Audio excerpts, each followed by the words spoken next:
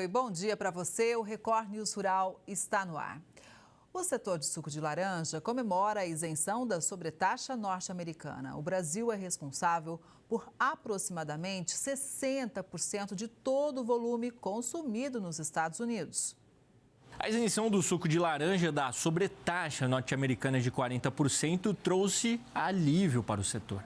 O produto está na lista de isenções do governo dos Estados Unidos. O produto ainda está sujeito à sobretaxa de 10%, mais a tarifa fixa de $415 a tonelada. Para os pesquisadores do CPEA, a isenção dos 40% adicionais pode ser atribuída à dependência estrutural do mercado norte-americano em relação ao suco importado do Brasil, responsável por aproximadamente 60% de todo o volume consumido nos Estados Unidos. Para o Brasil, a isenção representa a preservação da competitividade no principal mercado externo e evita perdas de receita. Com o novo cenário, depois do período de incertezas, o setor já deve retomar os novos contratos de venda de laranja da safra 2025-2026, trazendo mais clareza e liquidez ao mercado. Já o açaí é um dos produtos que vão ser taxados em 50% a partir do dia 7 de agosto. No Amapá, as exportações já foram afetadas mesmo antes do começo da cobrança. O açaí do Amapá ganhou o mundo, mas agora enfrenta uma nova barreira no mercado americano. A maior cooperativa extrativista de açaí do estado cancelou o envio de 1,5 toneladas do produto em pó. A decisão ameaça o trabalho de dezenas de famílias ribeirinhas do arquipélago do Bailique, uma região isolada do estado. Já tinha produzido uma carga que estava já no processo de alfandegário para fazer a exportação, nós tivemos que parar. Em 2024, segundo o IBGE, o Amapá produziu mais de 22 mil toneladas de açaí e movimentou 65 milhões de reais. E os Estados Unidos são os maiores importadores do produto. Para este economista, a tarifa deve impactar todo o processo produtivo do açaí no estado. Está produzindo, colhendo açaí num preço muito baixo, que não vai garantir o retorno à própria subsistência e também não vai quitar o endividamento que foi provocado em função do tarifaço, porque não exportou mais. Estimamos um prejuízo em torno de 15 a 18 milhões de reais. Aqui no Amapá, a safra do açaí termina nos próximos dias. Por isso, as cooperativas terão de estocar o que não for vendido. A preocupação agora é com os próximos meses. O setor espera apoio do governo federal e negociações que ajudem a destravar as exportações antes que o prejuízo cresça. Enquanto isso, a saída tem sido buscar novos mercados. 90% do açaí brasileiro é produzido no Pará. Desse total, 40% são enviados aos Estados Unidos. Com a provável redução nas exportações, o Diese estima que cerca de 300 mil empregos podem ser afetados no estado. Pescadores da Praia Grande, em Arraial do Cabo, no Rio de Janeiro, tentam reconstruir parte do deck que foi destruído pela ressaca.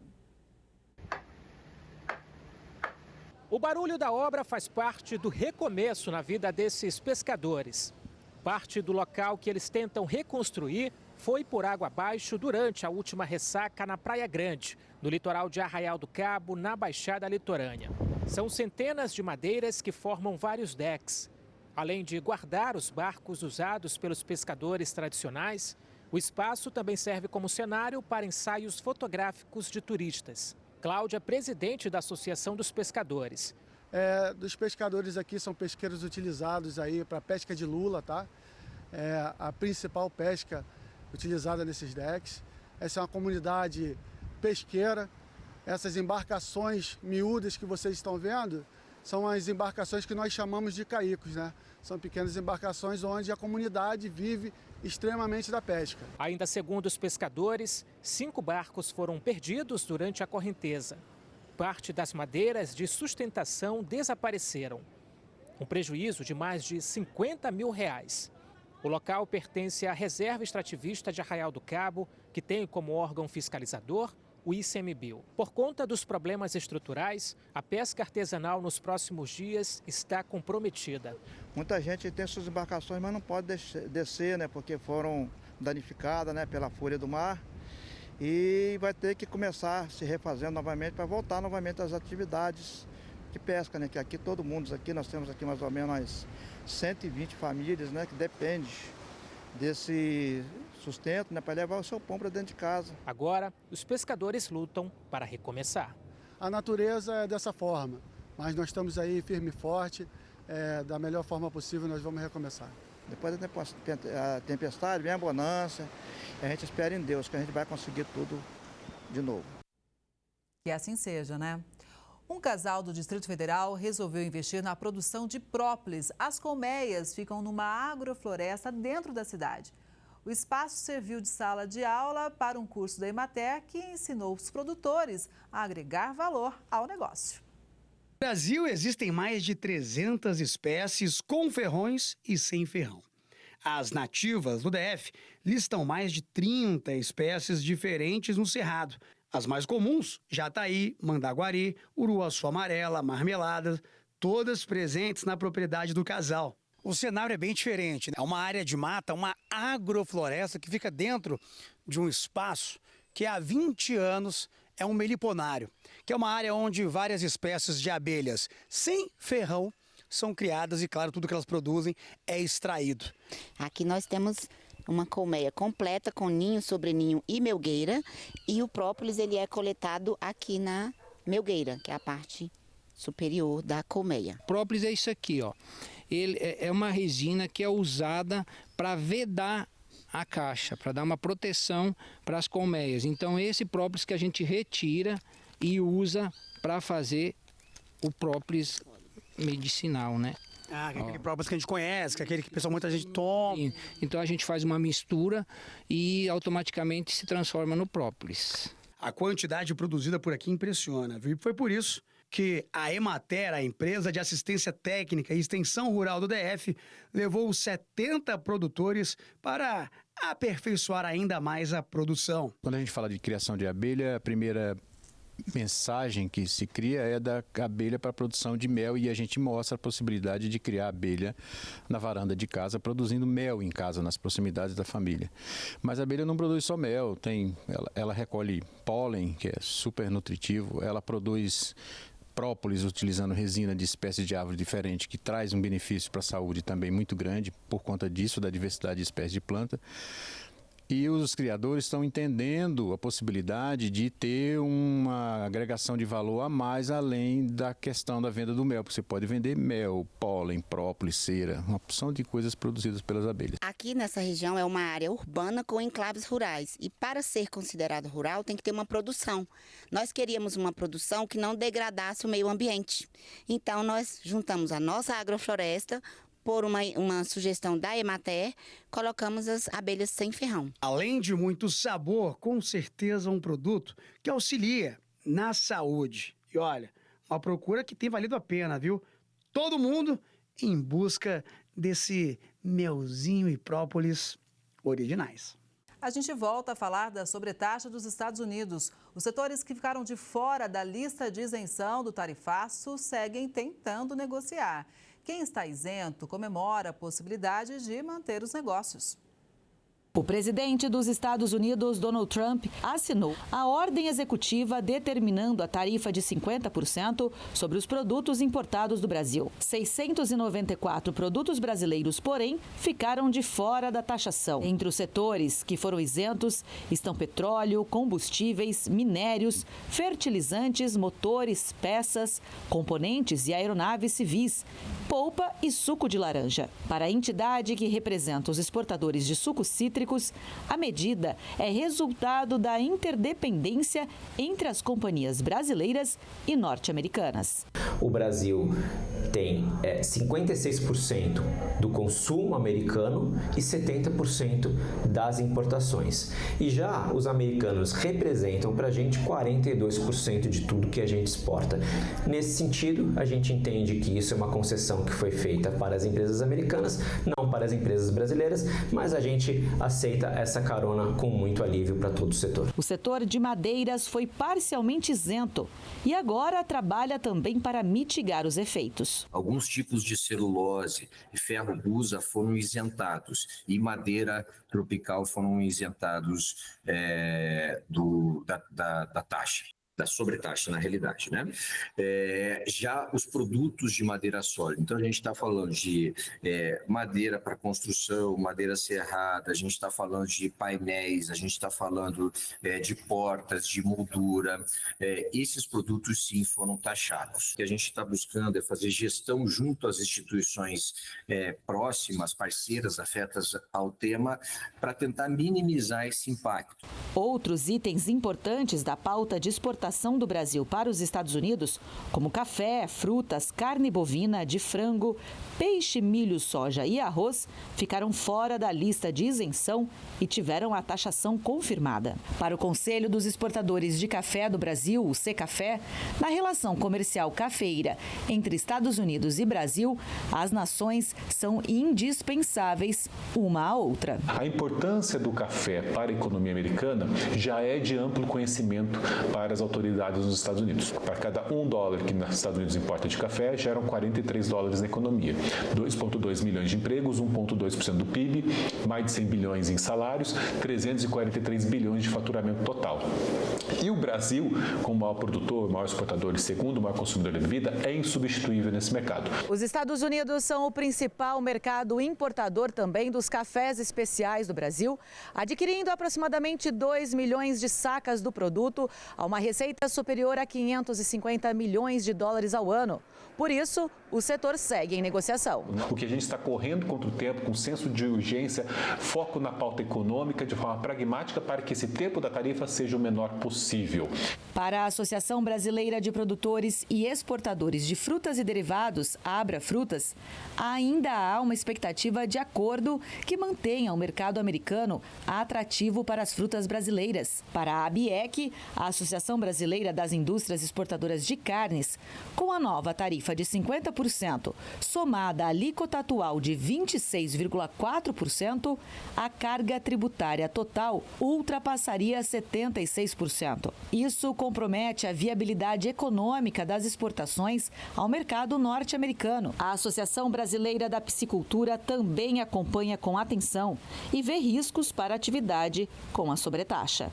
Haja vista que nesse momento não existe nenhum fornecedor no mundo de filé fresco para atender a saída do Brasil desse mercado. A gente saiu de 8º maior fornecedor de filé fresco para o 2º maior fornecedor de filé fresco e com condições de substituir parcial ou totalmente o filé congelado que vem da Ásia. Então, nós continuamos com esperança, na expectativa de que haja a manutenção de uma tarifa que nos permita negociar e continuar fazendo negócio com os Estados Unidos.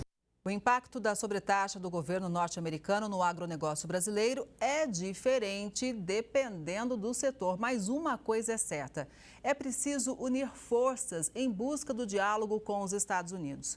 Quem chega para fazer uma análise é o Ingo Plöger, que é vice-presidente da Associação Brasileira do Agronegócio, a ABAG. Bom dia, Ingo. Seja muito bem-vindo ao Record News Rural. Bom dia, Kelly. É um prazer estar com vocês. Pois é, olha, esse tarifaço pegou todo mundo de surpresa, uma atenção para o setor, né? Um setor importante para o nosso país. Ingo, esse é um momento de muita diplomacia, de muito diálogo? Exatamente, Kelly. O que a gente está aprendendo dia após dia é que o diálogo é fundamental nesse momento, termos cabeça fria, entendermos o que isso impacta não só em termos de Brasil, mas em termos dos próprios Estados Unidos e também em termos mundiais, porque temos alguns produtos onde, em conjunto, nós teremos uma ação melhor do que somente isolada. Pois é, e dentro desse conjunto de ações, Ingo, neste momento, se a gente puder fazer por setor, vamos começar falando sobre o café, por exemplo, que está taxado. A gente já mostrou no bloco anterior a fala do Secafé, né, como o setor se mobiliza para tentar reverter a cobrança, mas a gente sabe da potência que é o nosso país, da qualidade do nosso grão e também da importância do mercado norte-americano. Nesse contexto, quais são os principais desafios para a gente e também para os Estados Unidos, né, que é o maior país consumidor do grão? Pois é, Kelly, eu acho que o café, dentro dos produtos que não foram beneficiados, é um desses que é importantíssimo a gente estar participando do diálogo americano. Em primeiro lugar, os Estados Unidos não têm produção de café, então ele importa o café não só do Brasil, da Colômbia, do Vietnã e de outros países. Então, temos que entender um pouco o racional dessa história. Se ele taxar o nosso café por 50% e os outros por taxas menores, vai haver um desvio comercial muito grande que não necessariamente irá beneficiar os Estados Unidos no seu todo. Então, o que a gente está esperando é que os Estados Unidos também ainda façam suas negociações com os países produtores de café, também temos o da África, e a expectativa é que vá haver uma harmonização, especialmente no café, porque se ele taxar 50% ou acima de 25%, 30% os outros cafés, isso vai afetar diretamente a inflação americana. O americano toma café, gosta de café, então o próprio presidente dos Estados Unidos não vai querer isso. Então vai haver uma harmonização. Esse é tipo do produto onde a gente tem que ir com muita calma, temos que conversar com os nossos parceiros americanos e olharmos como é que é essa evolução de médio e longo prazo. Então, o café é um bom exemplo onde, no meu entender, essa taxação poderá ser flexibilizada. Existe chance disso.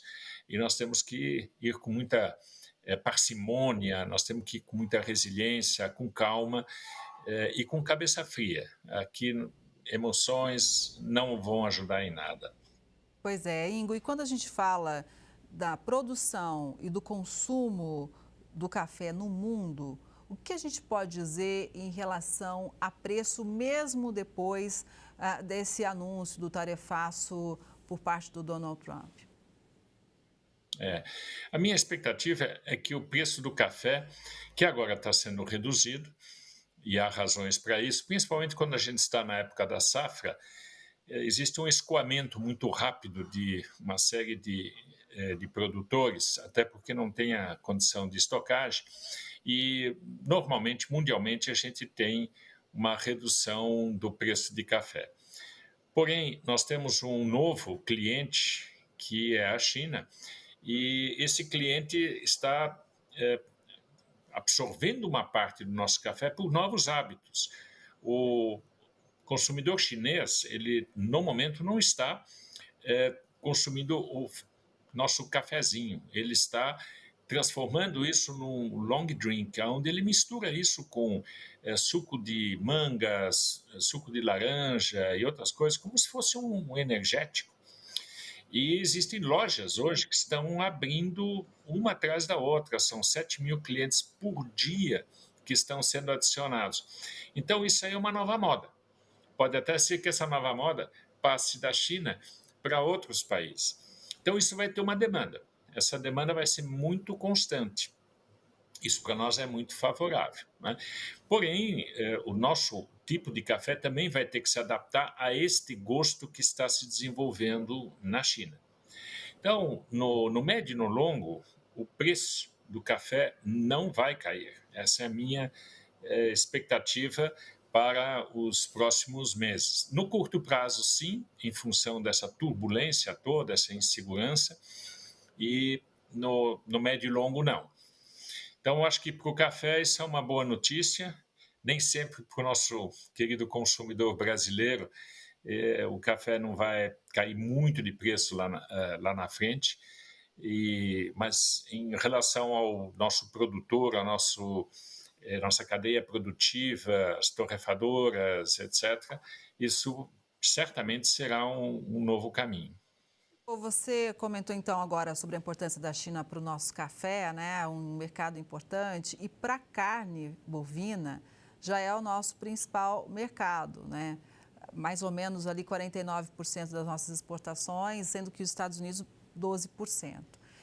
Nesse cenário da pecuária, né, posto esses percentuais, como que você avalia, né, esse momento de tarifaço para os produtores de carne bovina, para as indústrias?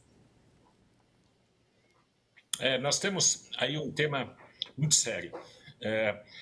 A proteína animal brasileira, ela se firmou no mundo pela nossa competência em trazermos a cadeia produtiva toda. Então, você sai do frigorífico e chega praticamente ao prato do consumidor, na exigência do consumidor. Então, nós temos cortes especiais, vamos falar do bovino, para a Europa, para Israel, para os países árabes, Japão, diferentes do que cada um tem a sua exigência, e a gente consegue trabalhar isso com muita qualidade. Então, a questão sanitária, a questão da qualidade, ela é reconhecida dentro da cadeia longa que nós temos, inclusive da logística. O Brasil conquistou esse ponto. São poucos países que conseguem fazer isso, né? A Europa exporta também, mas tem os cortes deles, eles têm um outro tipo de cadeia produtiva. Os Estados Unidos exportam também, mas tem outras lógicas no meio. E o Brasil faz disto um negócio cada dia melhor, porque ele reduz, inclusive, a idade do seu plantel, ele tem cortes muito específicos, tem produtos específicos. No suíno, a mesma coisa. Nos avícolas tem variações hoje. O Brasil começa a exportar patos e outros produtos, quer dizer, existe diversificação, existe criatividade. E a proteína, a gente nunca deve esquecer que é um produto altamente perecível. Se você desligar na cadeia produtiva, na cadeia logística, isso por 2, 3 horas, você pode afetar o teu produto todo. Então, nós dominamos isso. E é ali que pegou, porque dentro da parte dos Estados Unidos, a gente tinha uma troca de produtos brasileiros, americanos, para produtos específicos, e isso machuca. Então, essa parte nós temos que negociar, nós temos que mostrar. Essa não vai ser fácil, mas é possível. Já em relação à Ásia, eu acho que esta parte não é afetada, pelo contrário, eu acho que até nós vamos continuar expandindo. Muito reticente continua a Europa freia tudo isso. Pode até ser que na negociação agora dos Estados Unidos com a Europa, Estados Unidos abram algumas coisas em relação à parte de proteínas, porque é de interesse deles também. Mas eu penso que ali a gente vai ter ainda uns temas bastante difíceis. A União Europeia é muito fechada na proteína animal. Já a parte de Oriente Médio vão continuar. Eu acho que ali o fornecimento e a qualidade brasileira continuam a ter a sua apreciação. Então, aquilo que nos Estados Unidos não está afetando, eu acho que afeta. A gente tem que buscar no diálogo resolver isso. Nós somos investidores nos Estados Unidos, né? Então, o Brasil tem feito investimentos na produção de carne, especialmente a parte bovina nos Estados Unidos. Então, esse relacionamento ele é tênue, ele é importante, porque mostra a confiança que o empresariado brasileiro tem nos Estados Unidos em investir. Então, esse diálogo ele é necessário, mas é mais difícil do que o café, com certeza. Agora, em relação à fruticultura, né? Porque como é muito perecível, os produtores estão, principalmente de manga, né, Ingo, neste momento, estão bem preocupados, né? O que pode acontecer, porque nem sempre, né, o prazo de negociação é suficiente para a urgência ali do setor, que tem um produto realmente que pode estragar e o produtor ficar com prejuízo. Isso é uma incógnita para nós ainda, Kelly, porque o volume é pequeno, é menor, a logística é fundamental, então sai de Pernambuco, de Petrolina, sai uma grande produção na parte de mangas, aquilo que você citou. Tem outras frutas também, uva, tem a parte de especiarias também, e são volumes menores, né? Nós sabemos do Maranhão, que tem o mel, que vai atingir a agricultura familiar, então a representação deles não é tão massiva ou forte como talvez outras áreas do agronegócio. Então ali é um assunto bastante delicado, preciso dizer, e que nos preocupa muito porque atinge muitas pessoas. Ali nem tudo é mecanizado, na colheita, nem tudo é altamente, digamos, produzido por equipamentos e máquinas, você tem muito trabalho manual ainda, então afeta pessoas, né? E isso dentro de um quadro maior, uma pessoa dessa não pode ficar 2, 3 meses sem trabalho, né? Então, essa disrupção, ela é altamente preocupante. E aí sim precisamos de interlocutores nos Estados Unidos que tenham sensibilidade, porque aqui se trata até menos um pouco do valor global na parte econômica, mas atinge muito a parte social, socioeconômica, né? E como a nossa pauta com os Estados Unidos é muito diversificada, é o país onde a gente tem a maior diversificação econômica e com valores agregados. Então, os nossos clientes lá também são diversificados. Não é fácil a gente, principalmente na parte de frutas, na parte de especiarias que a gente tem, trabalhar isso de uma maneira mais harmonizada. Então, esse é um gigantesco desafio que a gente tem que ter e eu espero muito de que haja sensibilidade social para isso. Ingo, é um momento, sem dúvida, muito desafiador, né? É um momento muito sensível. Mas, olhando a história do nosso agronegócio, né? Como que você vê a superação de momentos complicados? Porque a nossa história não nega, né, a força do nosso agro. Você acredita que dessa experiência toda a gente pode sair mais forte? Kelly, nós não vamos deixar de ser sustentáveis, nós não vamos deixar de ser sociais e muito menos vamos deixar de ser produtivos. O nosso empreendedor agrícola, ele tem uma variedade extraordinária. Nós tivemos na semana passada em Dom Eliseu, que é uma pequena cidade no Pará, onde a gente se encontrou com um evento de mulheres empreendedoras.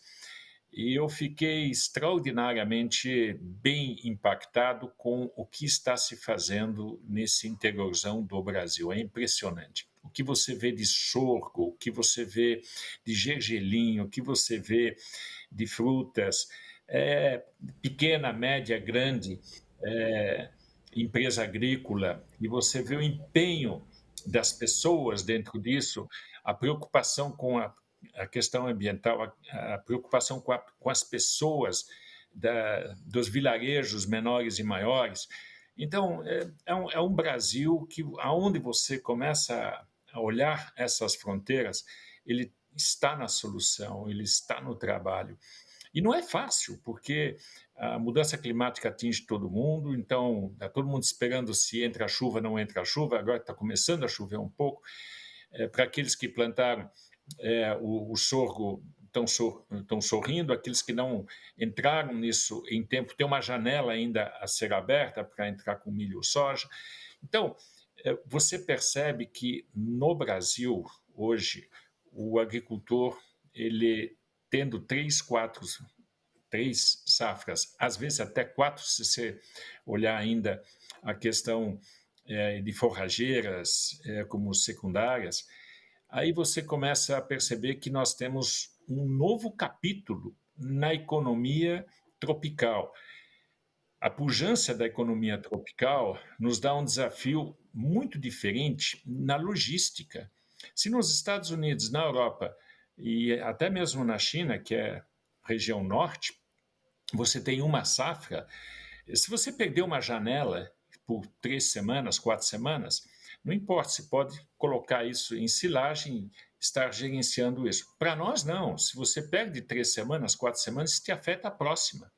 Então, nosso fluxo hoje de estocagem e de escoamento, ele é fundamental, dependendo aonde você está e com que parâmetros você começa a trabalhar. A nossa necessidade de estocagem ela é maior do que o hemisfério norte.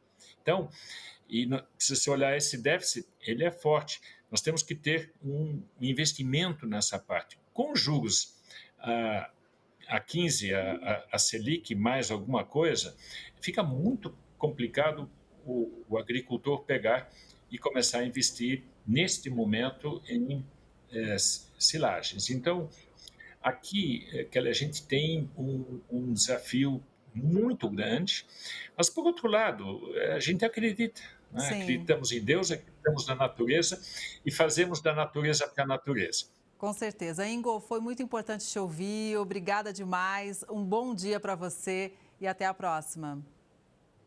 Muito obrigado pela oportunidade, Kelly. Obrigada, Ingo.